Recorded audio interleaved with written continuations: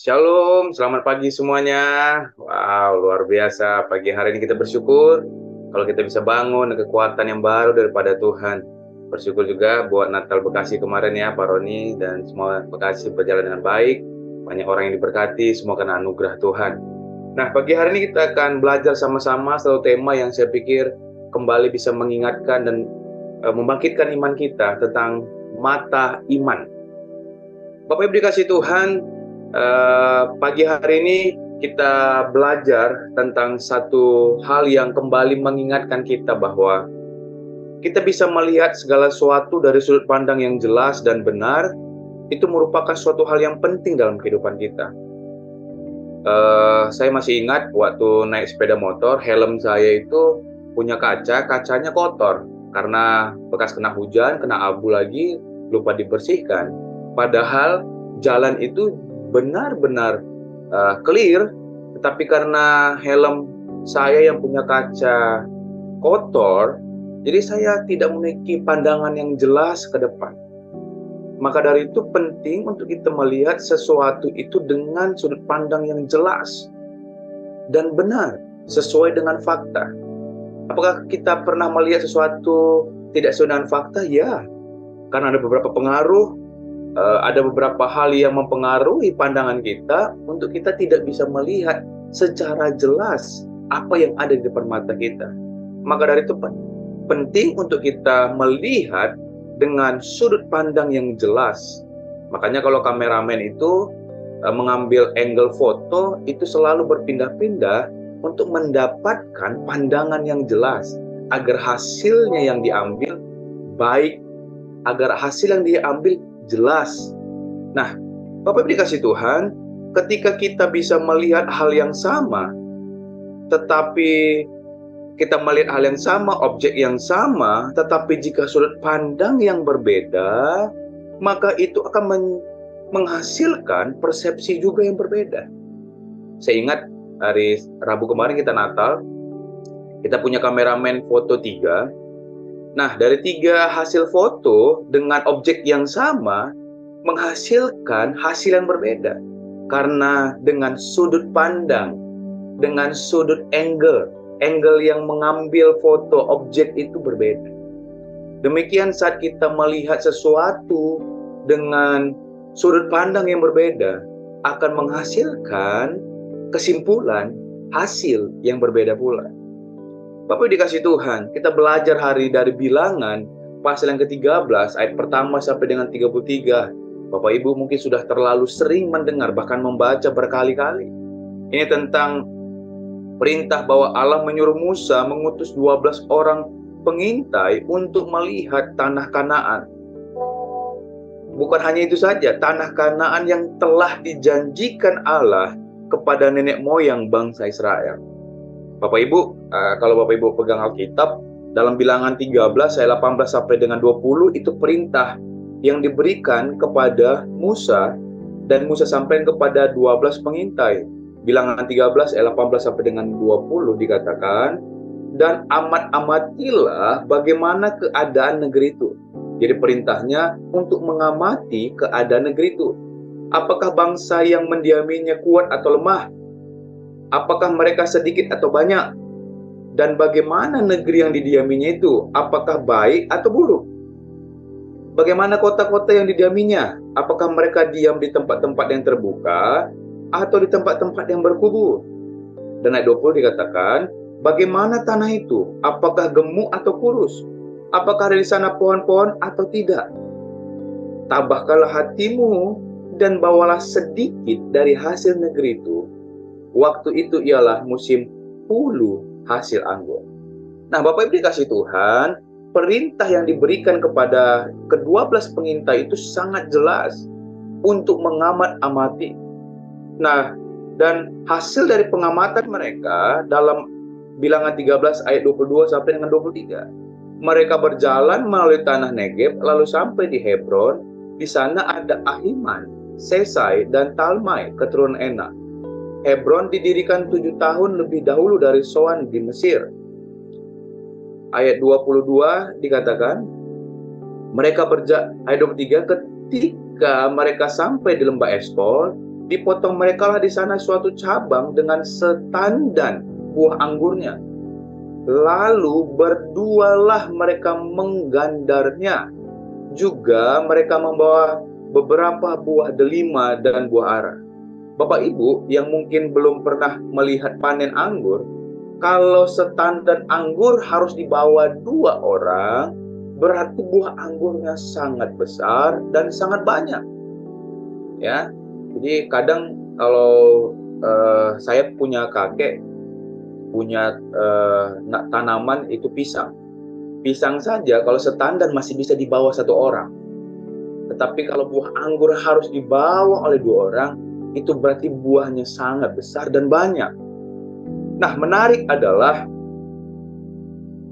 setelah mereka memberikan fakta, melakukan apa yang diperintahkan, tetapi memberikan kesimpulan yang berbeda. Dikatakan ayat 28, hanya bangsa yang didiami negeri itu kuat-kuat dan kotanya berkubu dan sangat besar. Dikatakan lagi di sana, orang Amalek diam di tanah Negeb, orang Het, orang Yebus, orang Amori diam di pegunungan, orang Kanaan diam di pegunungan, orang Kanaan diam sepanjang laut. Mereka berkata bahwa kita tidak dapat menyerang bangsa itu. Ayat 31 dikatakan kita tidak dapat maju menyerang bangsa itu karena mereka lebih kuat daripada kita. Dan dikatakan juga ayat 32, ke-10 orang pengintai itu menyampaikan kepada orang Israel kabar busuk tentang negeri yang diintai mereka dengan berkata, negeri yang telah kami lalui untuk diintai adalah suatu negeri yang memakan penduduknya. Dan semua orang yang kami lihat di sana adalah orang-orang yang tinggi-tinggi perawakannya. Kami lihat juga di sana orang-orang raksasa. Dan kami lihat juga di sana kita itu seperti belalang. Demikian juga mereka terhadap kita. Mereka itu seperti raksasa melihat belalang. Kita seperti belalang di hadapan mereka. Bapak Ibu dikasih Tuhan yang hadir hari ini. Dalam kehidupan kita belajar bahwa objek fakta yang kita lihat, keadaan yang kita lihat, benar. Situasinya mungkin buruk, benar. Situasinya mungkin sulit, benar. Mengalami penurunan, benar. Sulit untuk kita bisa mengupgrade, menaikkan, meningkatkan. Ada begitu banyak fakta-fakta yang kita lihat di depan mata kita. Tetapi pagi hari ini, dalam doa pagi, di bulan Natal ini, saya mungkin mengingatkan buat saya dan kita semua. Kita harus melihat sebuah fakta dengan mata iman. Karena saya selalu percaya tidak ada sesuatu yang Tuhan izinkan terjadi tanpa seizin daripada Tuhan. Dan selalu kalau kita responi dengan benar, selalu mendatangkan kebaikan. Yang setuju katakan amin. Bapak dikasih Tuhan yang hadir hari ini. Bagaimana kita bisa memiliki mata iman dalam melihat situasi, keadaan di dalam kehidupan kita, di dalam pelayanan kita. Secara singkat saja kita akan belajar dari 2 hal saja yang harus kita miliki untuk kita bisa melihat dengan mata iman. Yang pertama adalah percaya. Bapak Ibu dikasih Tuhan, hanya dengan sebuah kepercayaanlah kita bisa melihat dengan mata iman. Dalam Bilangan 13 ayat pertama dikatakan Tuhan berfirman kepada Musa. Boleh next slide? Bapak dikasih Tuhan, perintah yang diberikan kepada bangsa Israel adalah perintah Tuhan kepada Musa. Boleh next slide? Dalam Bilangan pasal yang ke-13 ayat pertama dikatakan Tuhan berfirman kepada Musa. Bapak dikasih Tuhan, kalau Tuhan berfirman, berarti Tuhan sudah mengetahui. Tuhan sudah memberikan penyertaan. Dalam keadaan situasi yang kita hadapi, yang penting yang harus kita sadari adalah apakah itu perintah Tuhan? Apakah itu firman Tuhan? Kalau itu firman Tuhan, percaya. Ada penyertaan Tuhan. Kalau kita punya orang yang diperintahkan dari presiden untuk melakukan suatu pekerjaan, menjadi ambasador, menjadi perwakilan bangsa kita, baik di tingkat PBB, baik di negara-negara, itu selalu pasti ada backup dari negara. Saya senang dengan film action. Ada salah satu film di mana kantor kedutaan mereka diserang di negara itu. Kantor kedutaan Amerika diserang di satu negara di Timur Tengah. Dan mereka sudah mengetahui bahwa akan diserang. Maka dari prajurit dari Amerika diperintahkan untuk membackup, baik dari udara, dari laut, bahkan dari arteri, dari darat.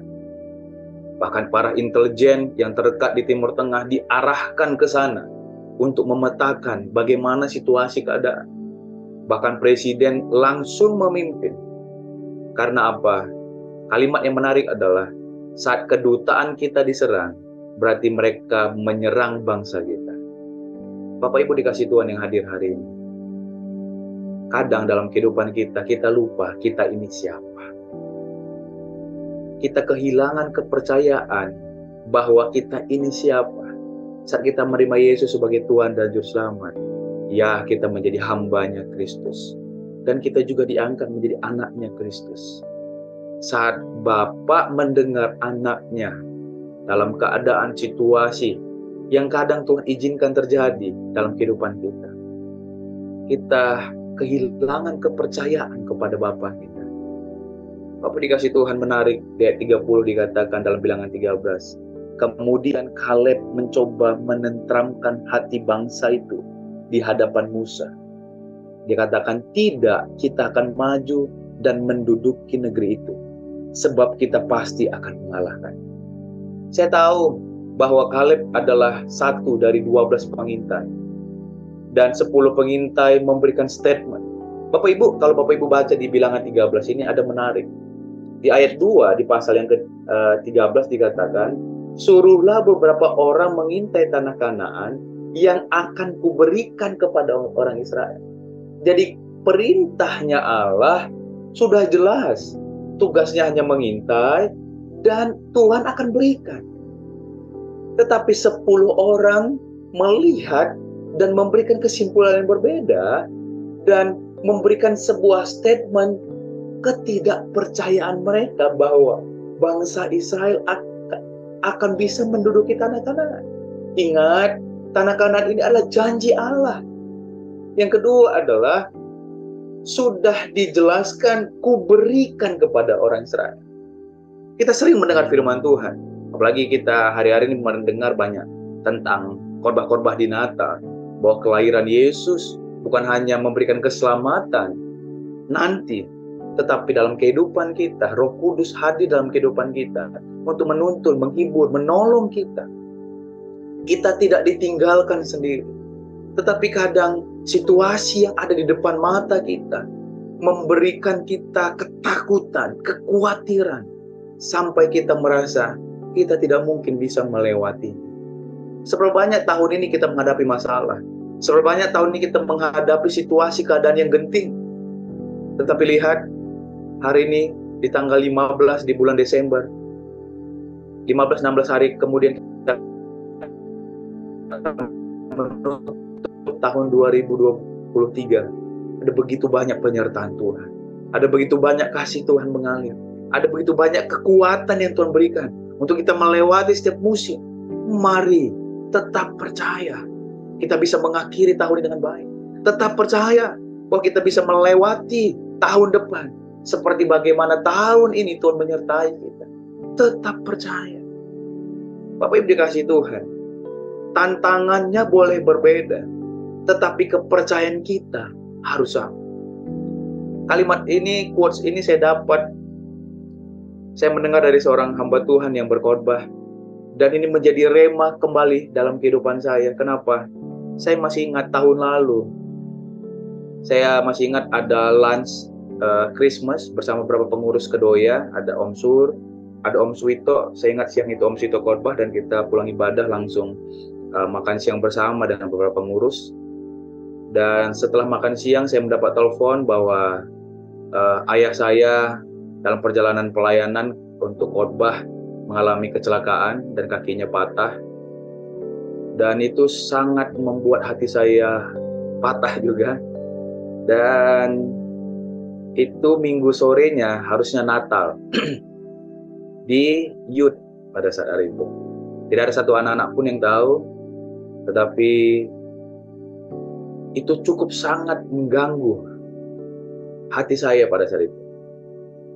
Dan kalimat yang saya ingat bahwa rancangan Tuhan tidak pernah kecelakaan bagi orang yang mengasihi Tuhan. Dan kemarin bangun pagi saya dapat telepon bahwa ibu saya masuk rumah sakit. Ada penyumbatan di otak. Hati saya sedih sekali, luar biasa berat. Tapi menariknya adalah kalimat ini keluar kembali bahwa tantangannya boleh berbeda, tetapi kepercayaan kita harus sama. Bahwa Tuhan yang kita sembah adalah Tuhan yang hidup, Tuhan yang berkuasa, Tuhan yang mampu terus berjalan dalam kehidupan kita, memberikan kekuatan. Saya dapat WhatsApp, kata dokter, barusan visit bang, kata adik saya, kalau sedikit salah bisa stroke. Karena hari Senin ini orang tua saya harus datang ke Jakarta, hari Selasanya berangkat ke Kalimantan Tengah, karena orang tua saya akan pelayanan di Kalimantan Tengah, tanggal 26 baru balik lagi Jakarta. Adik saya bilang, udah bang dibatalkan, nanti kalau ada apa-apa nanti lebih repot lagi kalau di Jakarta bang sendiri. Saya terus tetap berdoa kepada Tuhan bahwa tidak ada sesuatu pun Tuhan izinkan tanpa Tuhan punya rencana. Bapak Ibu dikasih Tuhan yang hadir hari ini, apapun tantangan kita hadapi hari ini, percayalah, Dia masih Tuhan yang sama, yang menyertai dalam setiap hari-hari kehidupan kita, setiap musim kehidupan kita. Apapun yang terjadi dalam kehidupan kita, kepercayaan kita jangan pernah berubah. Yang kedua, yang terakhir, bagaimana kita bisa memiliki mata iman, melihat sesuatu dengan mata iman. Yang kedua adalah taat. Dalam Bilangan pasal 13 ayat 2 dikatakan, suruhlah beberapa orang mengintai tanah Kanaan yang akan kuberikan kepada orang Israel.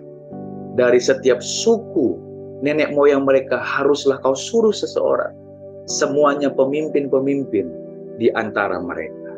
Bapak Ibu dikasih Tuhan yang hadir hari ini, untuk kita bisa melihat sesuatu fakta objek dengan mata iman, kita harus memiliki ketaatan kepada Tuhan, ketaatan kepada firman-Nya Tuhan.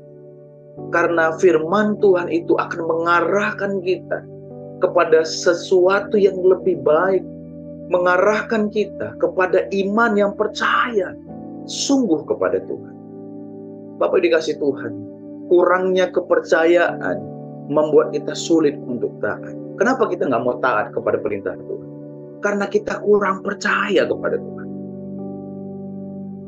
Diminta hanya mengintai, bukan menyimpulkan.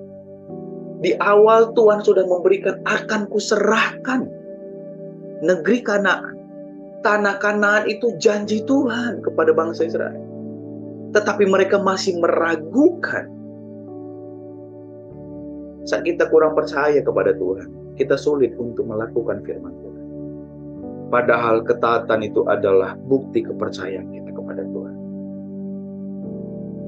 Mungkin kita sebagai pemimpin, kita adalah orang-orang yang, saya kalau menghadapi masalah, firman Tuhan itu menjadi sesuatu hal yang lebih hidup dalam kehidupan.